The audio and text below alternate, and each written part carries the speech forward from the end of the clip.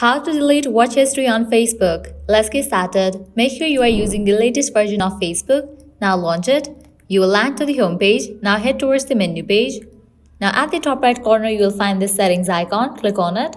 Over here you're going to find different sections. Scroll down. Under your activity section you'll find the option of activity log. Open that option. Now over here you're going to find different options. Scroll to the right. You'll find the option of videos watched. Go ahead and click on it. With that, you will be able to find all the videos that you have watched. Now how to delete your watch history. All you have to do is go ahead and click on this option of clear video watch history. Are you sure? Only you can see your video watch history. Click on clear. With that, you have just deleted watch history on Facebook. Now you can force quit your Facebook app and again relaunch it and check. You can see that watch history has been cleared. Well, this way you can easily delete watch history on Facebook.